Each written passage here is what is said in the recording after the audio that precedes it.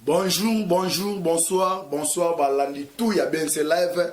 Mbote na bino, zali na niveau ya dibanda ya mboka, ou bazana kati ya mboka. Wana tomoni mama na biso mama Mbouyi na niveau Belgique.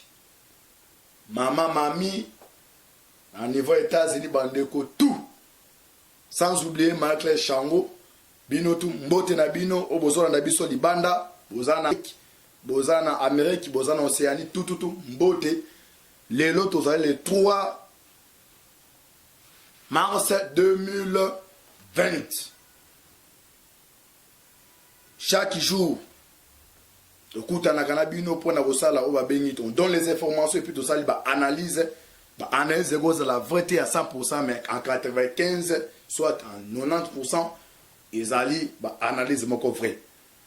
Lelo tosolo makambo ebele bozomona numéro eza na se wana ezali numéro WhatsApp mais ngana ebisa binoka bayibaki ka téléphone tu vois na tizala machine de travail machine na seconde la machine mais téléphone pour l'instant courant c'est même sur nzamba sungi na kozwa téléphone awa na Kishasa ba gangster donc mboka ngonde kende msala mako yiba téléphone alors souvent j'utilise ma machine là pour na kozwa ba information et puis livrer bino souvent ils ont des informations ils ont top secret ba appel ba menace ces là mais biso côté wana c'est ngai ko banga vraiment il longwa déjà il longwa banda kala il est là comme menacer on donne les informations pour na bana mboka bazala informer lelo lisusu mambo moko ya ANR bakutie mort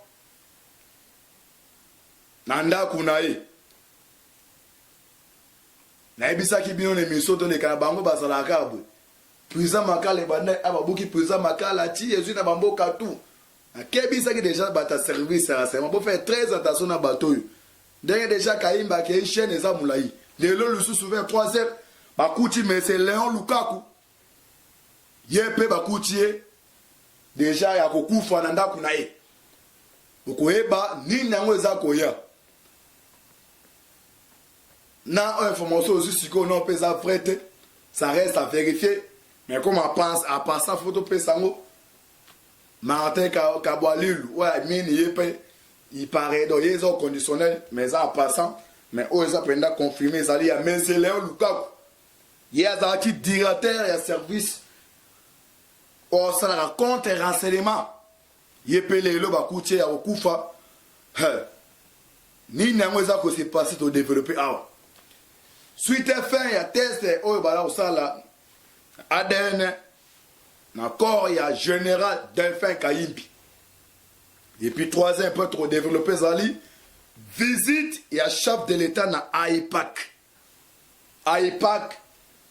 boye bezanini bala yambo bala liboso ba invité RDC depuis ça bande ko basali banda bilongo na RDC na volé mo ya Golia biloko zo mata mais image mboka libanda tozongi na dimension tozaki nango o babi tozongi na concert de la nation et sika tout ba grand forum amine au salema voix RDC ezo kana félicitations à notre président Fatih Beton Jambe apambolao depuis ça que non RDC ça pays moko tout à refaire bande ko bozo mona ka 100 au fait ba ça mais o salema au mona ngote c'était au permettre sur sous dossier ba David Platiner au bazana niveau ya prison ya Makal mais lelo pour développer des points à minene ya liboso zali liwa ya ndeko Léon Lukaku au azali directeur ya service ya compte renseignement ya ane yepe le bakuche ya okufu ni na mweza ko se passer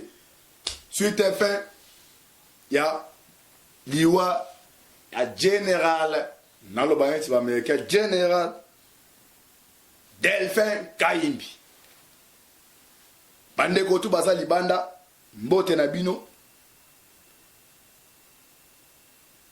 bo soutenir biso moralement financièrement et aux important ma case awa ma information de pesa awa eza bato abangi sarabatu emso azo boulé nga na za journaliste c'était na yende ba pesinga bande ko ben se live na salaga 40 minutes, 50 minutes, 1 heure de temps dans l'émission de Bengi à dessous des cartes. Donc, tout le monde a raté. Et puis, à part que ça, Koya Awa, donc, à combattre, mais combattre, mode anti-balle. Donc, c'est pendant un an, il y a Kabila, il va lever bateau. Et c'est le moment où le bus est au Macambo. Peut-être que il y a YouTube, parce que tu sais que comme président, mais biso, ils ont qui est Kabila, senti dictature, ils ont pendant autant de chapeau.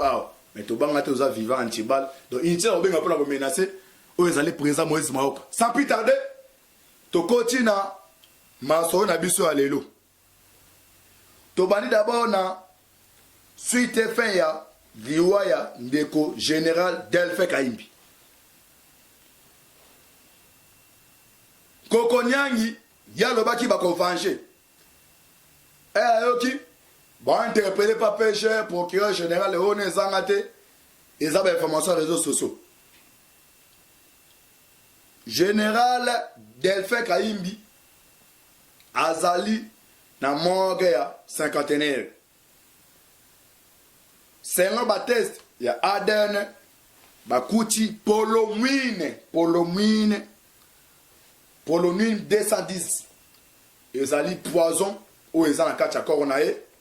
Alors, on va ça, chimiste, et ce que vous avez expliqué, la formule, on a Polomine, on a chimiste, nous, on donne les informations.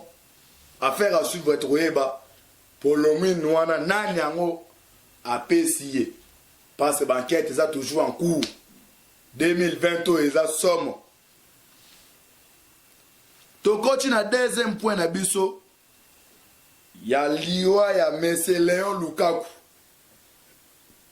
Il y a Zalaki directeur. Il y a service, il y a contre-renseignement année.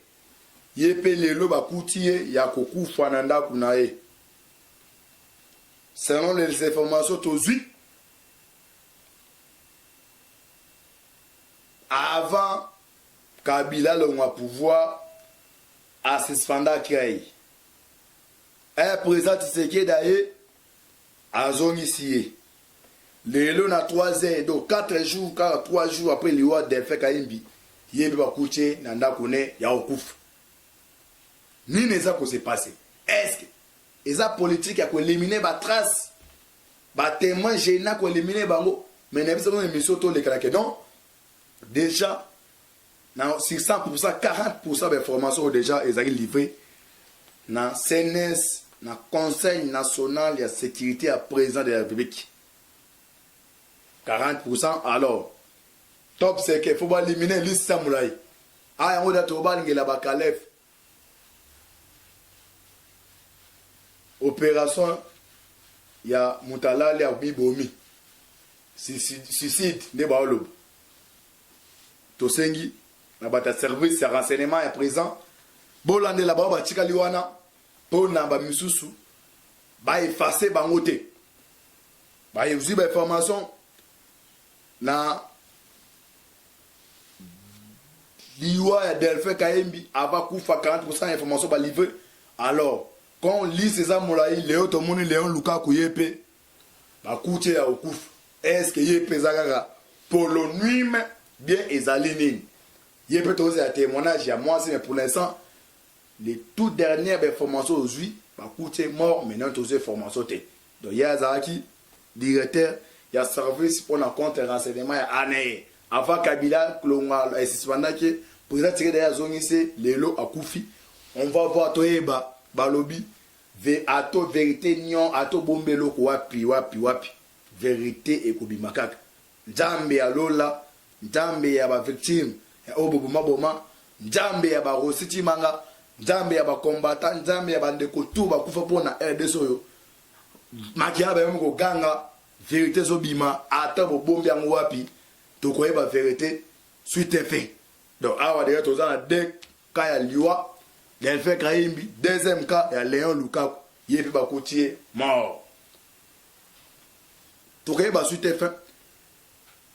Mais dernière information, tu peux se dire que nous va trouver dans ADN, on a polonium 210.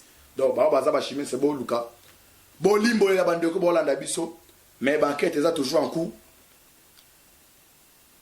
Affaire à suivre. Donc, continue le tout dernier point.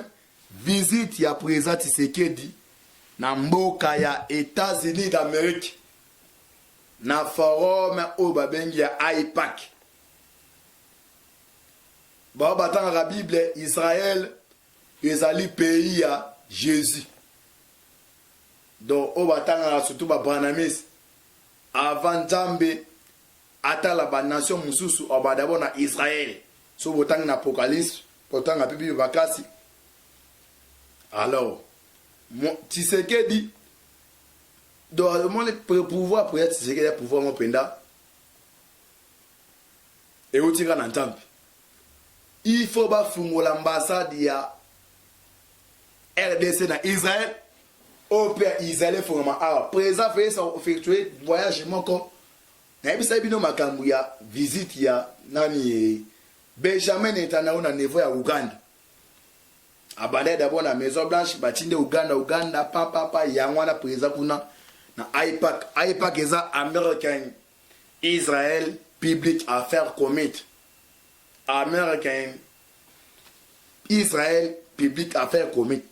Les alliés comité bacha, il y a des lobbyistes, il y a des grands bailleurs de fonds, des partenaires makasi, au basanga na ane moko mbala moko.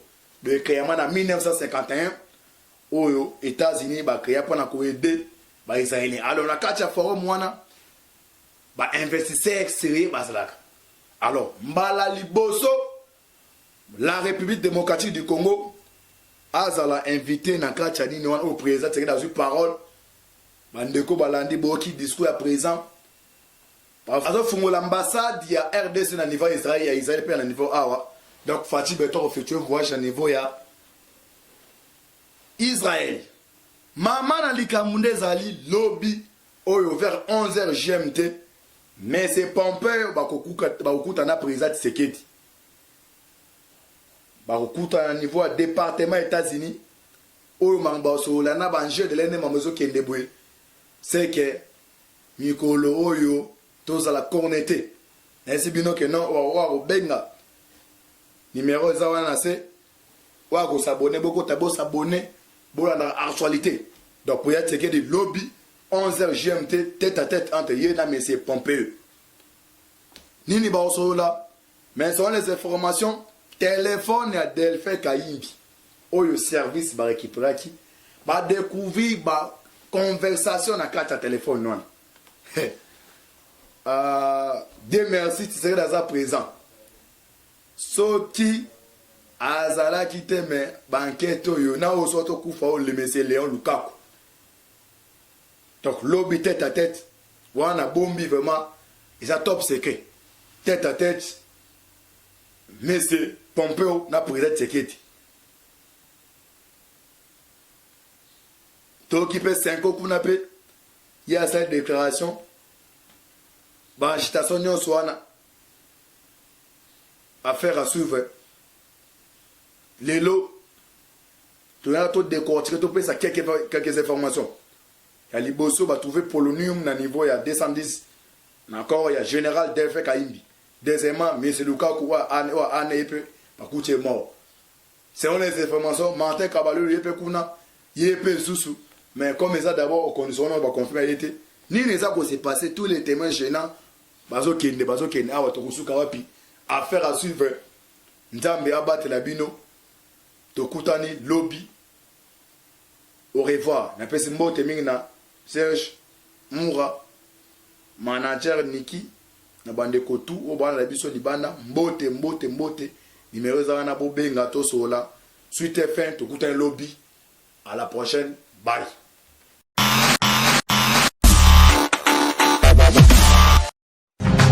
Radio Bissonyonso Congo, RDC, une chaîne au cœur du monde. Vous êtes sur la radio Bissonyonso Congo RDC. Oui, tapez www.radiocongonews.com, accédez dans notre site et avoir toutes nos informations. Soyez le mieux informés dans le monde.